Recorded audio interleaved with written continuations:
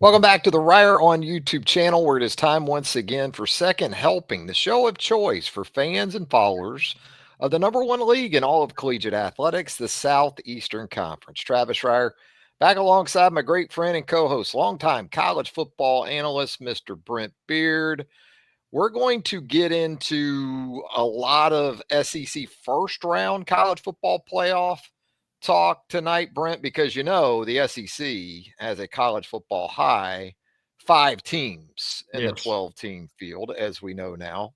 Some fallout, some consternation, as you might expect, especially from one very self important brand up in the Yes. upper Midwest. We'll talk Yes. about that. But you are also a Heisman Trophy voter, Brent. And I know with that deadline from a couple of days ago, your ballot is now safely in the hands of the Heisman Trust. I know you can't get specific about your pecking order where the four finalists are concerned, although I think it's safe to say we both felt like those four guys Yeah. made a lot of sense in Yeah. terms of being invited to New York City. Yeah. No doubt. The one thing I disagree with as far as being a Heisman voter is that you really can't discuss the award during the week that is coming up. I thought, and I've thought this for years, that it would give much publicity or more publicity to the award. The award is very much probably the number one award in college football. And I remember it, and I know you do too, when we could talk about this throughout the week. But regardless, we can't. So when we move on. But Trav, this probably hits you like it did me.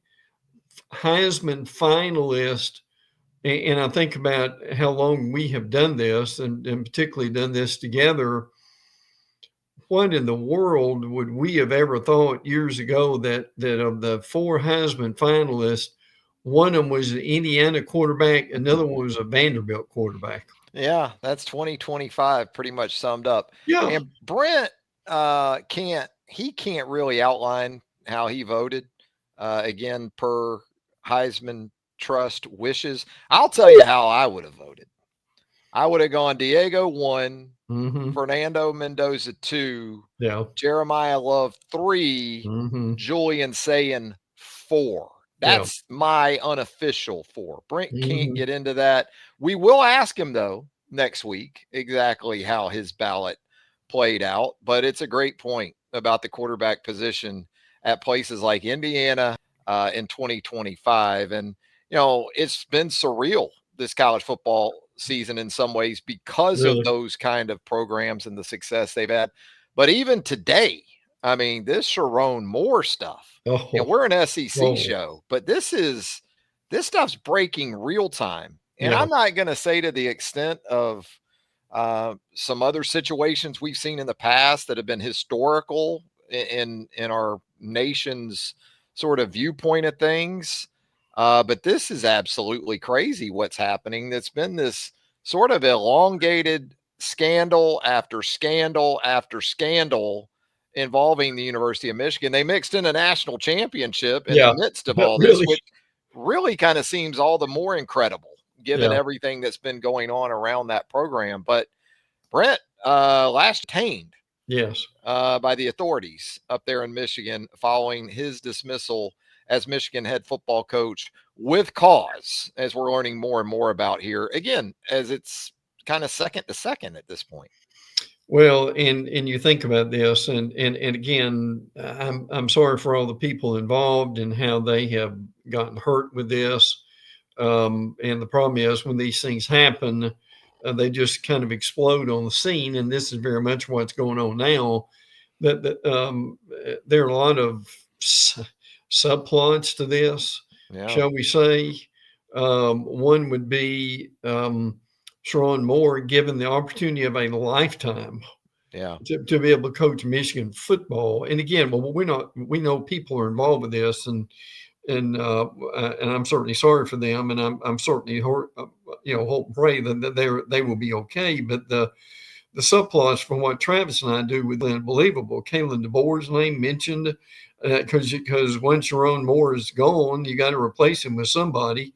I don't necessarily think that's going to happen, the Alabama coach to go there, but that's one thing that is certainly been mentioned. And you get and this was Trav. This is probably one of the jobs that people thought was settled, and the coach was kind of growing into it. They didn't have the season necessarily maybe they wanted, but the man alive, the plots and subplots of this Trav are almost endless, aren't they? Yeah, and it also, on a much secondary level, impacts the SEC because you got Michigan, Texas, Yeah, uh, absolutely. in a bowl game. And again, Hmm. that's much further down the road than what again, and we don't know everything at this No, point. no, There's a process, obviously, that we're all afforded, and we'll see how it goes from here. But just kind of again, just bizarre yeah, and it surreal really is. how this is happening right now with the University of Michigan. Brent, never too early though to look No, ahead to that no, college football playoff. And I know you were glued to your television set, as were the rest of us, on Sunday around midday as the 12-team field was mhm, announced. Alabama, after being dismantled by the University of Georgia in Atlanta in the Southeastern Conference Championship game, we all had Georgia in regardless. We yes, all had yeah. Texas A&M, Ole Miss, Oklahoma in the field regardless. Given the way that game went down in Atlanta, though, how surprised, or were you surprised at all, to not only see Alabama make that stay at 9 in the rankings?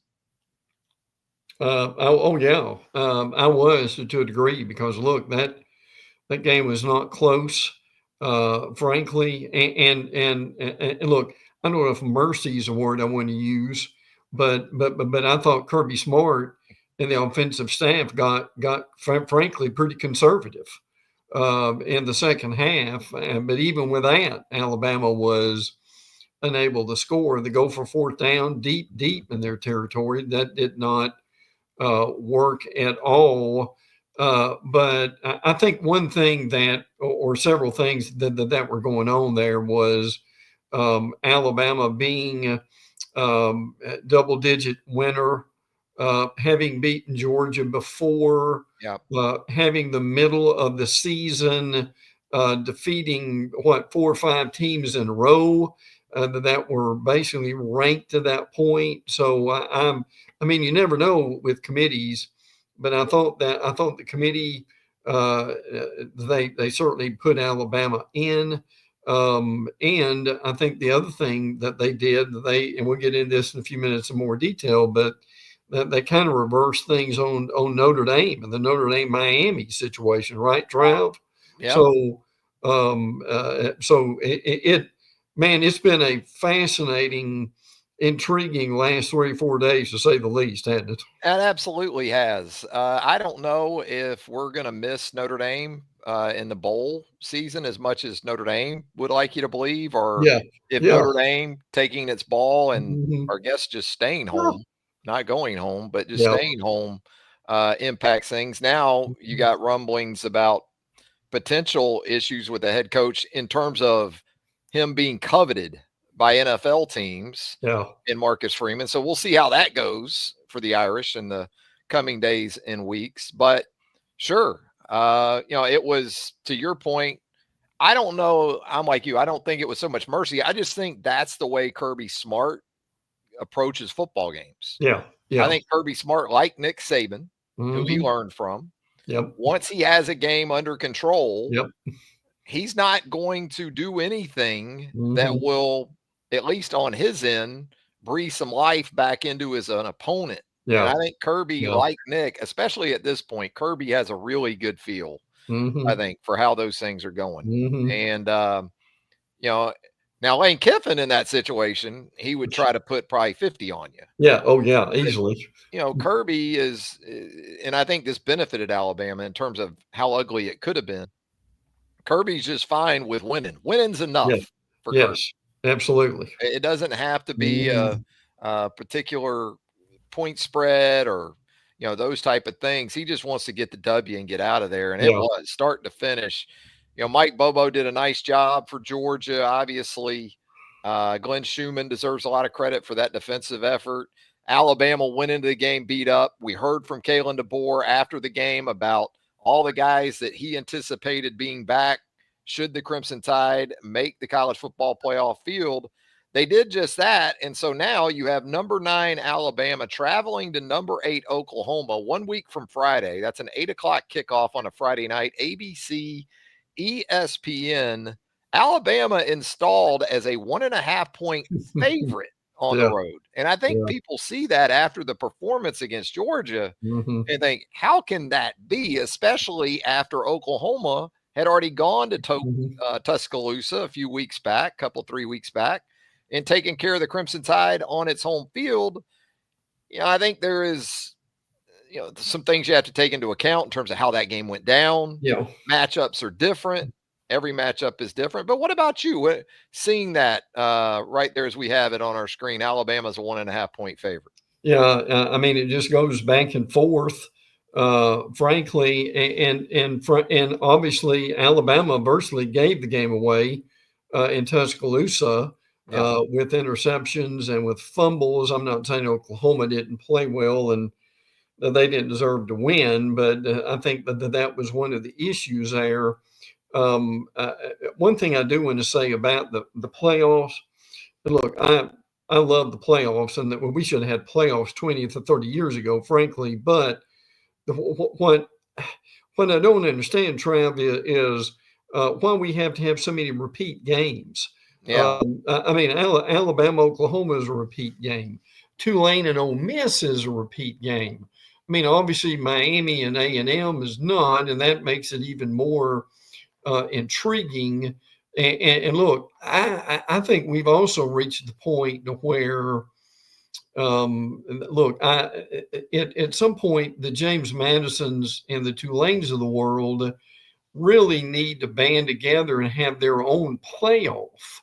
At Tulane, James Madison, let's be honest, are not going to win this current playoff, and they're not they don't have similar roster to these teams. So, but I know we've got what we've got, and we've got a couple of repeats, and the Tulane, James Madison playing.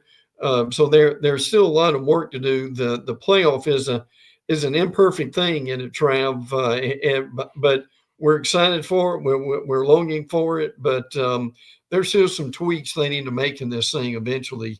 Yeah, I tell you, TNT is probably not happy about I bet Tulane they're and not. James Madison in this college football playoff because that's the 2 games that TNT, True TV, HBO Max, Yeah. all those sort of under that umbrella have on Saturday, December the 20th, going up against NFL football. Yeah. That same Saturday afternoon and Saturday night, you've got Ole Miss Tulane at 3:30 on December the 20th, and you got Oregon James Madison at 7:30 that evening. Now, early, ABC, ESPN with a pick of the litter on that opening weekend with Oklahoma, Alabama on Friday night, and then Texas A&M, Miami early on Saturday. And you're right. If you just flip a couple of these seeds by spot, you have some different matchups. If you have maybe A&M as the 6 and Ole Miss as the 7, then you got, Miami and Oxford. Which Miami and College Station, I've got no problem with that. Trust me. But at least there's some difference there with Ole Miss and Tulane. And then you got, of course, this repeat matchup really, really close together, too. That's the other side of this. It would be nice if Oklahoma and Alabama had played in late September, early October. Then you get them back together in mid-December. But we just saw them in mid-November. Now we're going to see them a month later. So for Alabama, injuries for both these teams too, because I know we've heard from both coaches here in the last few days. I thought Kalen DeBoer was interesting because he sounded a lot more affirmative on injured players' availability after the Georgia game and the post game than he did the next day after the college football playoff reveal. And I think of Josh Cuevas first and foremost. I understand LC Overton, Kelby Collins, some of these guys that were out.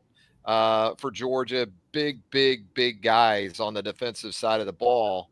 But then for Oklahoma, I mean, we're still not totally Mhm. sure on a couple of their guys. I mean, we do know Gentry Williams, the outstanding corner, who I don't think played against Alabama the first time anyway. He's out with shoulder surgery. But R. Mason Thomas, the Yeah, outstanding edge right. defender, who we last saw against Tennessee when he was returning a fumble for a touchdown, still some uncertainty about his status. So I guess both these teams, it's going to be kind of wait and see as we get through the end of the rest of this week and into game week next week. Yeah, and I think there's been more on Ty Simpson. I saw a post that, and I really wasn't familiar with it, and that he's hurt more seriously than is letting on, and I didn't see it repeated anywhere else. For those of you looking at Twitter, I think that's one thing that I look for is if you've got a number of people who are saying the same thing, I think there's something to that. And look, I'm not calling anybody out, anything like that. I'm just saying people just need to be wary of what they see at this point. But the reality of it is, as you mentioned, Trav, for this Alabama team, having them not playing this Saturday is a real plus for that football team. Yeah, it would have been a huge plus, like for Oklahoma and Ole Miss and Texas A&M if in retrospect they'd had last Saturday off, because in some Yeah, ways it felt like they took last Saturday off in a conference championship really. situation. But certainly the play of Ty Simpson over the second half of the season, it's kind of felt like, you know, you got a little bit of fool's gold in the first half of the Yeah, season. yeah. Not so much in terms of his individual performance, but how Alabama plays offense. Hmm. Like, you can kind of run from not having much of a run game or any type of run game for a while, but eventually it catches up with It you. does. And It does. I don't know if we take into account enough that the health of your quarterback can very much be a byproduct Yes. of Yes. does do you have that aspect of offensive football to help support that player? And that hasn't been the case with Ty Simpson for sure. So Jam Miller expected back at the running back position. That offensive line was beat up a little bit with Cam Dewberry not playing against Georgia in the SEC championship game. Apparently, he's going to be better Hmm. and ready to go. Yeah. But Josh Cuevas was big the first time around Yes. against Yes. Oklahoma, and he's not a running back, and you're not going to hand him the football. But if you're not going to run the football effectively, he's the kind of guy I've talked about before that you have to help you replace some yards that you don't get from your No run game question. because of how they utilize him in the passing game. Yeah. Yeah. Yeah. Agree totally. And he has a foot injury for people who forget. Hopefully he will be better as it goes along. But and the plus and the minuses here. The plus is the Alabama defense is I frankly think has played much better than people thought it would. Playing a lot of people, I think they've been effective. I mean, even in the Georgia game, the problem they had in the Georgia game, Georgia had several very short trips to the end zone. Frankly, as far as marching down the field, Alabama did not hold Georgia to having to go 90 yards in that respect. The length of the running game has been telling the entire year. And Trav, with the passing game is good at times, but the problem is it's almost like they're playing in a 25-yard or 30-yard box Yeah. to where they're not able to throw the ball down the field, or at least Ty doesn't have time to throw the ball down the field at this point. So the question is, those are things, can they overcome those next week? Well, I think Oklahoma provided some of the blueprint. I think there were already some issues for Alabama Yes. offensively, even going back to maybe Missouri and South Carolina.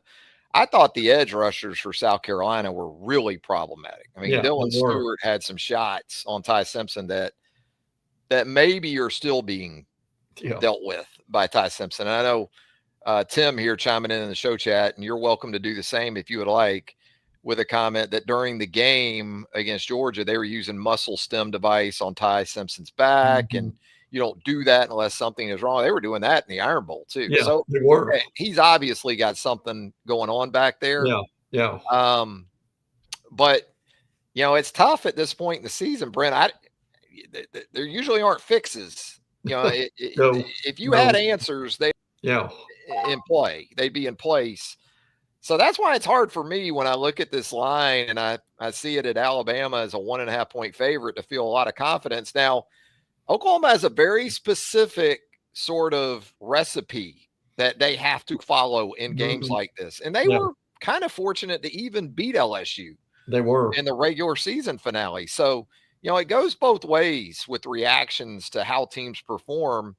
But Oklahoma did it with takeaways, short fields, and really good kicking game. Yeah, yeah, A much better kicking game than mhm, Alabama had. So that's where it's got to start, if anything, for Alabama. Regardless, you have yeah, got to do a better job taking care of the football. You got to be better in the kicking game. Alabama against Georgia gives up a block punt, still yeah, not good enough in the kicking game. So those are two fundamental aspects of football that Alabama's got to get right before we can really get into anything much more granular than that and feel like they're going to get the job done. But again, you know, Oklahoma hasn't set the world on fire offensively either. yeah, yeah, And weather could be a part of this thing mhm, out in Norman on a Friday night. yeah, Anticipated yeah, to be pretty chilly. You don't know about wind, you don't know about elements. So everything's kind of pointing towards 8, 9 days before this game. It could be first to 20. First yeah, to 21 wins this game. yeah, Now, yeah, turnovers can change that. Non-offensive touchdowns mhm, can change that, just like mhm. Oklahoma had the first time around against the Crimson Tide. Yeah, and I think if you're a Crimson Tide fan, the thing you got to be careful in a game like this is not to get behind as they did in the Georgia game, Mhm. particularly with multiple scores with that too. Now look, at this point of the game, they're not going to invent a running game overnight. No. There are offensive line issues that have got to be dealt with, and I've heard it like you have. Is this offensive line too big and or are they too slow? But those are issues they will deal with. They're not going to be able to deal with them in a few days along that line. And again, can they run the ball at least some? I mean, when you're -3 rushing and obviously sacks are involved with that against Georgia, that's a problem. But I mean, Trav, if they could get 75 to 125 yards rushing, that would be a real plus, would it not? First time around against Oklahoma, Daniel Hill, the big back, 240 pounds. He had 60 rushing yards and 2 rushing touchdowns. Yeah, yeah. He had 5 catches for 37 yards. So he had roughly 20 touches for 100 Mhm. yards and a couple of touchdowns. If you get that from a running back Yeah. in this game, if you're Kalen DeBoer, I think you take Mhm. that Absolutely. absolutely right now. Hey, Brent, want to talk to you too a little bit out in advance. Miami at number 7, Texas A&M. The Hurricanes get into the college football playoff, jump the Notre Dame Fighting Irish, courtesy of that head-to-head win. We wondered if the committee would Yeah, ultimately reward it. really. Waited until the last second, but it did go down that way. And so Mhm. Carson Beck back in the Southeastern Conference. That's the quarterback for the Miami Hurricanes. Um, A&M, a team here down the stretch that wasn't its dominant self from the first couple of months of the season, kind of bringing back some of those issues in the month of November that we remember from Kevin Sumlin and some of those teams. But what's your confidence level right now in the Aggies as they get ready to host a Miami team that, by all accounts, after what felt like at the time was a CFP ending, hopes ending Yeah, loss yeah. to Louisville, um, they righted that ship and here they are. I think they have garnered some respect. Frankly, I like this first round match. I'm kind of with you. I think this would be a better night game than it would be a noon game. Miami's won 4 straight over the last month by a pretty wide margin. Also, now they both played Notre Dame, which is kind of interesting, frankly, to look at that. Also, Yeah, this is kind of the we kept Notre Dame out of the playoff bowl. yeah, yeah, Miami really, and Texas yes. A&M, right? I think I think you're right about that. I would agree, but look, A&M has done extremely well this year. I mean, I give them a lot of credit. Obviously, Texas took them apart, but above and beyond that, that's been an issue for that. Uh, and Trev, I think if in A&M, the guys they need to get back are their running backs. Hmm. If they can do that, I think that will make a big difference with this. Colin Klein, offensive coordinator, is kind of splitting jobs at this point. So, but look, this is significant for an A&M team that over the last what 5 to 10 years, Trav, has been 8-4 ish almost every year. Yeah, this is a game that if you like lines of scrimmage, this should be a fun one. And a Sure, couple of defenses that really, can really run and are aggressive yes, and will get after you, and also some playmakers. You said it, running back depth at Texas A&M has been very much a strength, but boy, KC Concepcion yes, for Texas A&M, and then yes. Malachi Tony, the Hmm. freshman, is one of my favorite players already in college football. If you haven't Yes, seen this little guy yeah, sort of do his really. thing, big time playmaker for the Miami offense. So, and pass rushers too for both Hmm. teams, Hmm. edge guys that can really be problematic if you don't run the football well enough. Both these teams obviously going to come in here thinking they can. It could be a game, ironically enough or oddly enough, kind of like what Miami Notre Dame was. Hmm. It was kind Yeah. of a fist fight, bloodletting between Hmm. those two teams, and I could anticipate that being the case with Miami and Texas A&M on December the 20th. Yeah. Oh, yeah. Absolutely. But for and if A&M could win a playoff game, I think that would be humongous for them. They really have set the tone to be a better football team. I think they're much more balanced than they have been a while. Mike Elko deserves a lot of credit, Trav, for getting this team up this year and having a tremendous season.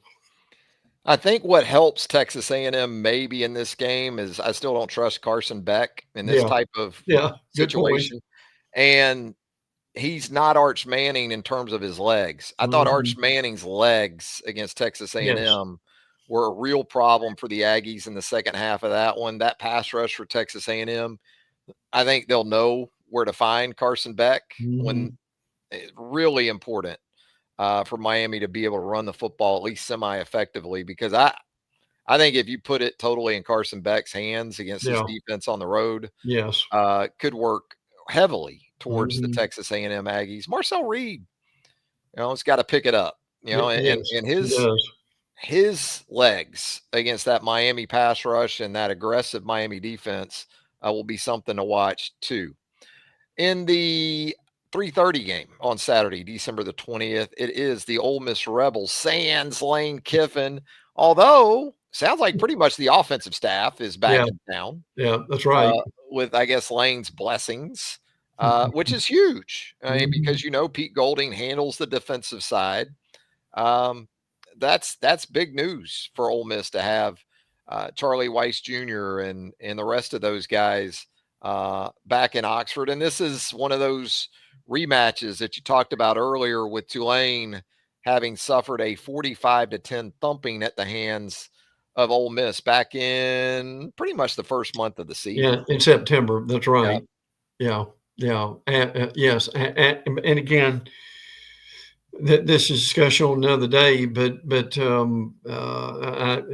if this was Ole Miss and Miami or something of that nature, I think it would garner a lot more interest than it has. Obviously, Lane Kiffin leaving was, I don't know if I wouldn't say traumatic, but it certainly didn't help matters along that line. It's going to be very interesting, Trav, to see how does Pete Golden do in being the overall decision maker, or at least the final authority now?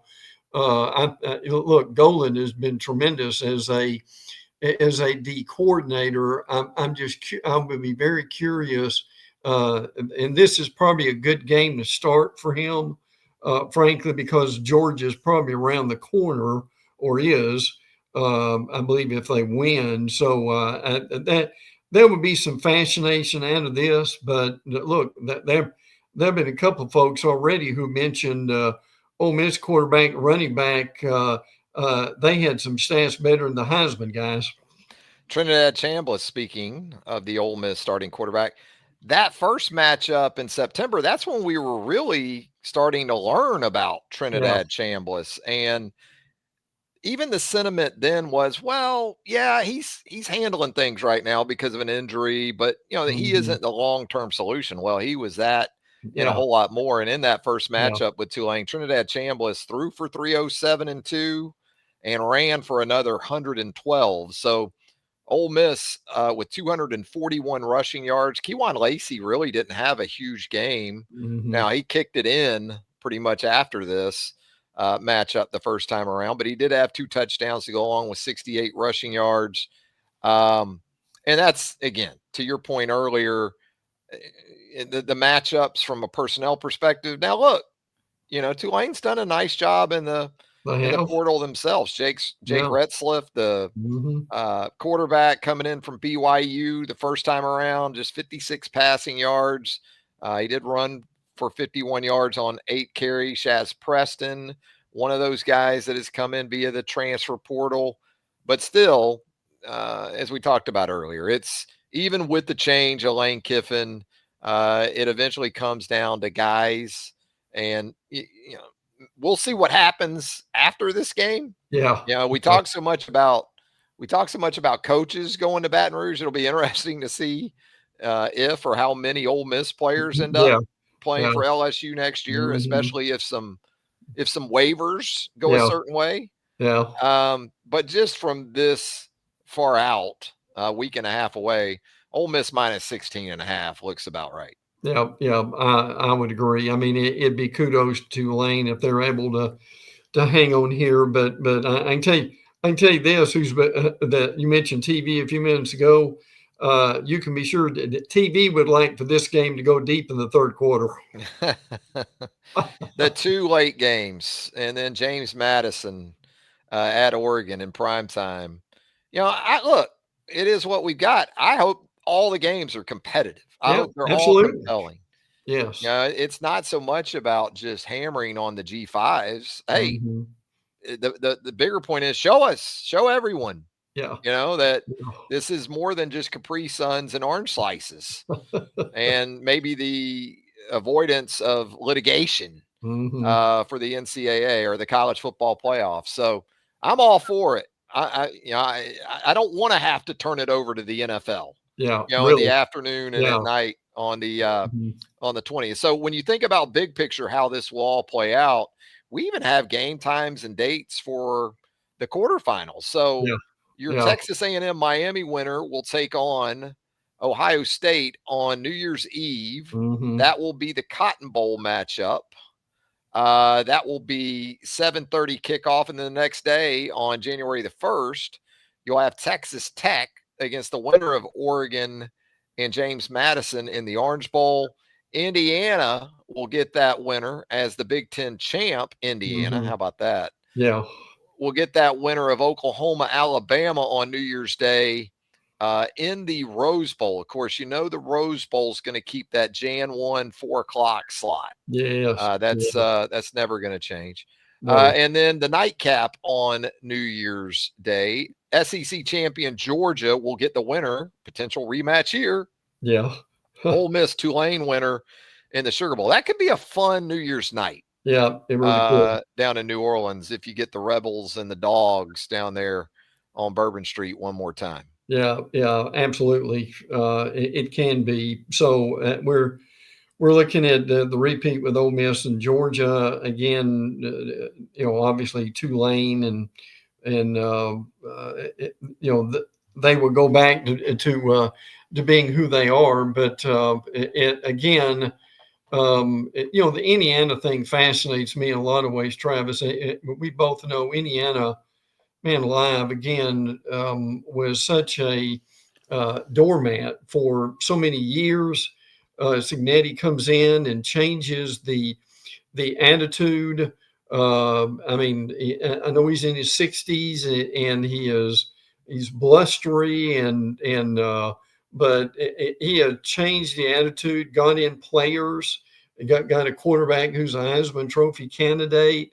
The fast, it's really fascinating what they've done in 2 years, is it not? Well, and you think about the transfer portal, man, and the impact it can have on football teams. Yeah. Diego Pavia coming in to Vanderbilt from New Mexico Mhm. State, and Fernando Mendoza going from Cal to Indiana. It's pretty amazing how quickly fortunes can change.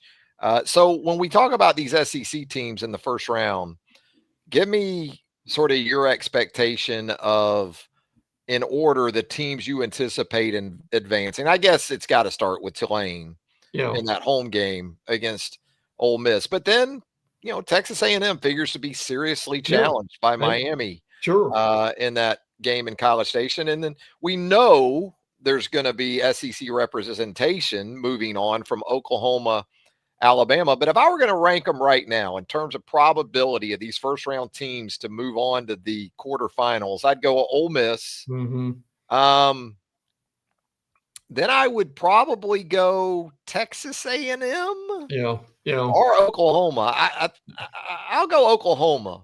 Then I'll go Texas A&M, and I think Alabama fourth Yeah. in that matchup with Oklahoma. I think right now, of those teams in the first round, those four teams, I'd be most surprised by Alabama moving on. Yeah, yeah, I would too. Yeah, if they can. I mean, again, if they can run the ball a little bit, and they can keep pressure off Ty Simpson, which goes back to and Trev, we both have kind of grown up with this.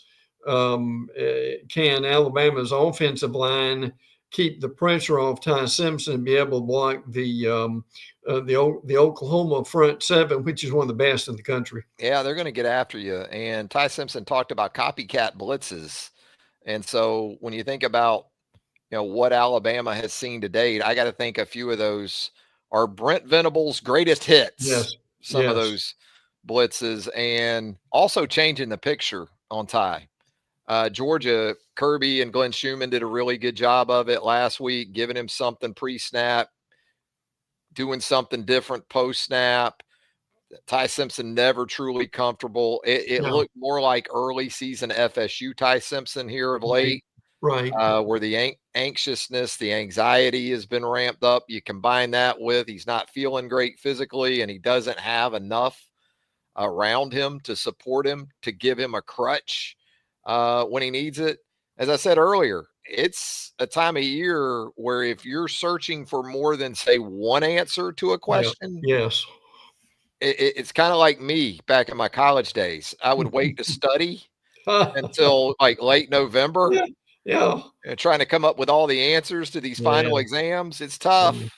Oh It's yeah. tough when you find yourself in that situation. So a lot of this falls on Ryan Grubb, offensive coordinator for the Alabama Crimson Tide. How many answers can he come up with before a week from Friday night out there at Owen Field? Well, and I think real quick, if you get Jam Miller back, Miller to me is not so much just running the ball; it's picking up the blitz.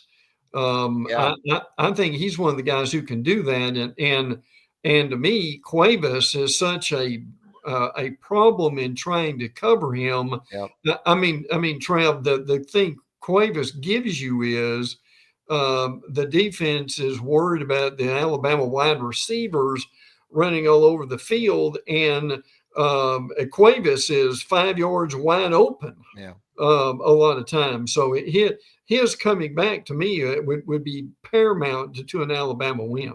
Yeah, and Cuevas is one of those answers that I was talking Yes, about. He was yes, an answer to the question, one of the questions in the first matchup.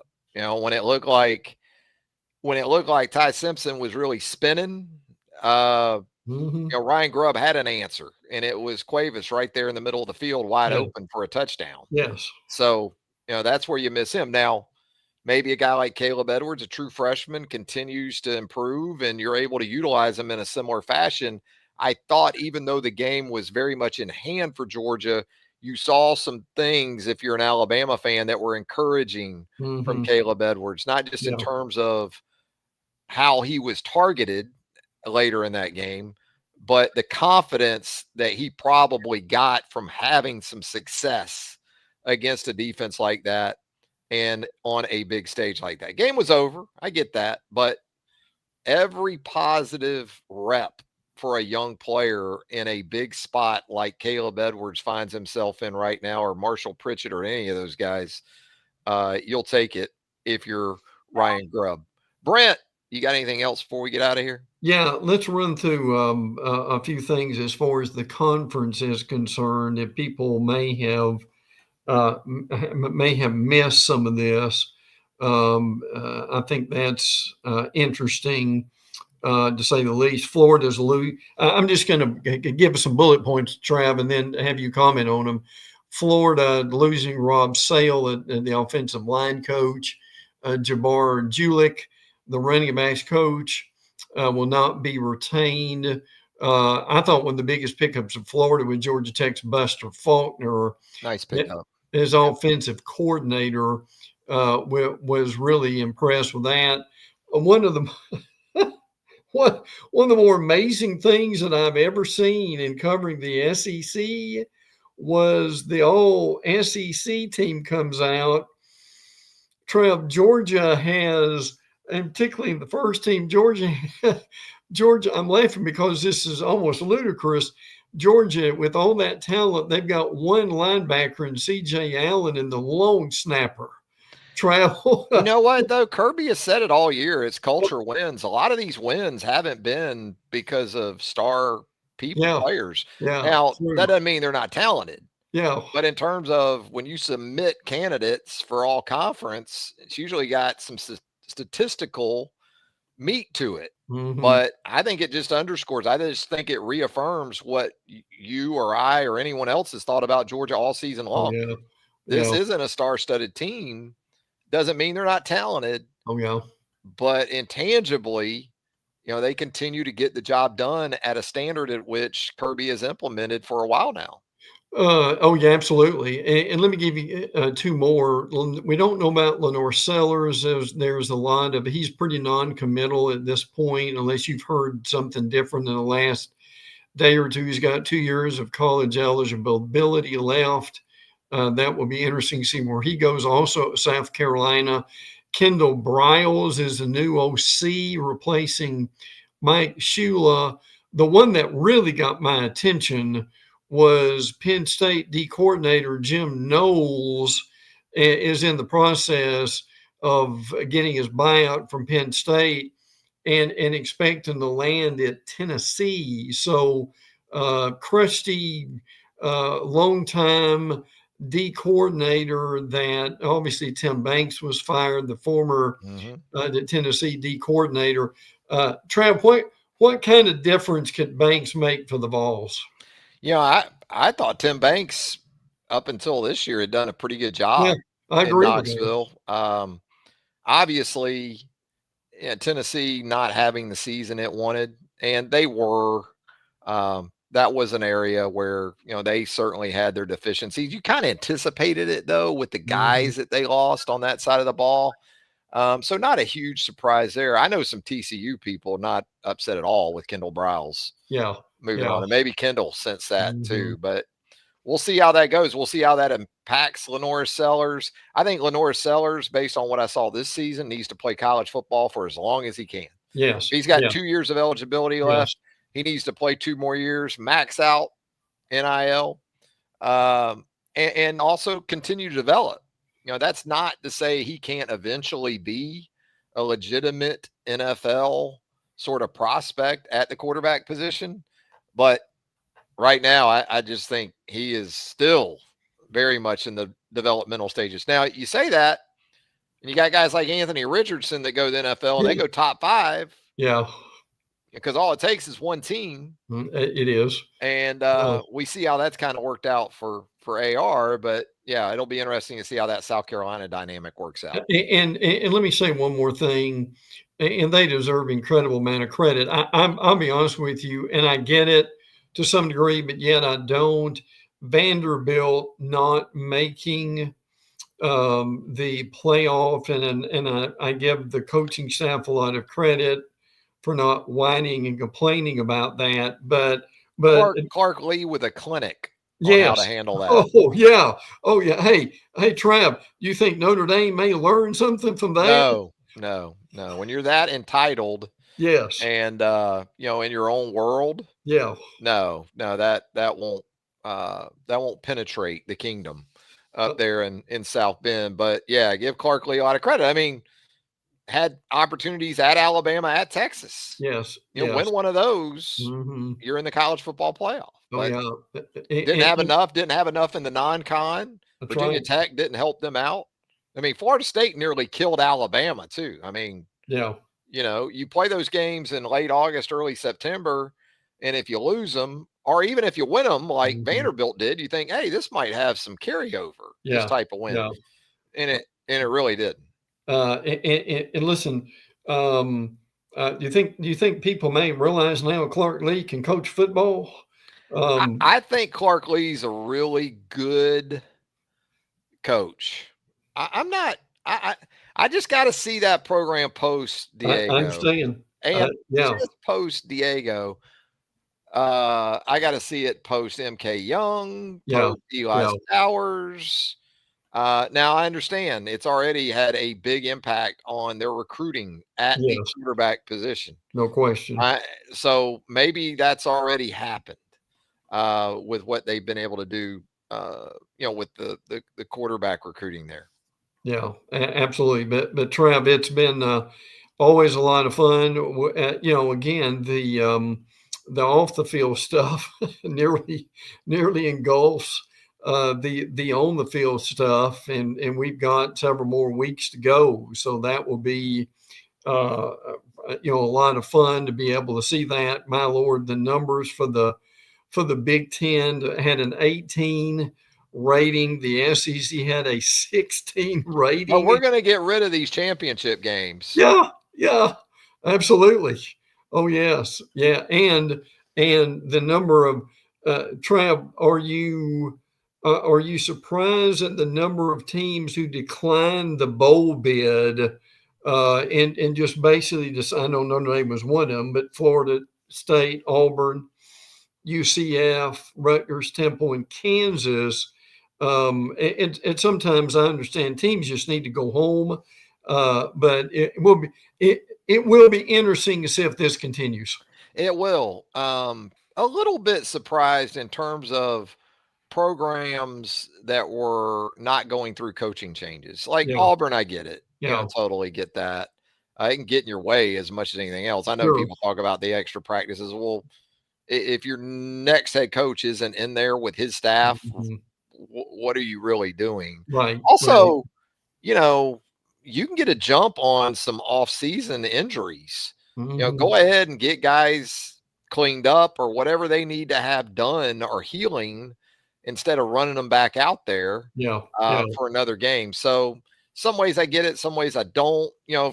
And also I think once these teams, a lot of them were 5-7s, right? yes, So yes, once they finished their season a couple weeks ago now, they had shut it down in terms of that aspect of the yeah, football calendar year. yeah, yeah. And you just don't, hey guys, actually let's meet up at at the facility on Monday morning and get ready for the Independence Bowl or something. And Trev, one last thing, the SEC schedule reveal is Thursday night for the 2026 season.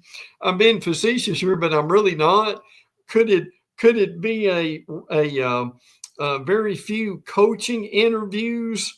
Yeah. Uh, because Trev, I think we both know these coaches aren't real happy, are they, about playing 9 SEC games? No, it's going to be brutal. It's going to be great for us. Yeah. Oh yeah. Selfishly, we're going to love it, but For those folks, it's not getting any easier. It was No, already hard, no, and it's not getting any easier. All right, Brent. Anything else before we get out of here? no. I think they'll do it. But I appreciate you greatly and our listeners. We have some good numbers with this, but we do it because we enjoy it. We appreciate the league and what a and it's not even over yet. But man, alive, what an incredible year it's been so far. Yeah, we got Army Navy coming up this Yeah, weekend. That's always a must watch situation. And then we got a bowl game Saturday, right? Don't we have yeah, like Boise State, Washington somewhere in yeah, Phoenix or yeah, something? Crazy. yeah. That's right. Yeah. Cranks up this weekend. So Mhm. college football this weekend too. For Brent Beaird, Travis Reier, thanking you all for joining us live right here on Reier on YouTube and also on X at Travis Reier. For Brent, I'm Travis. Until next time, so long, everybody.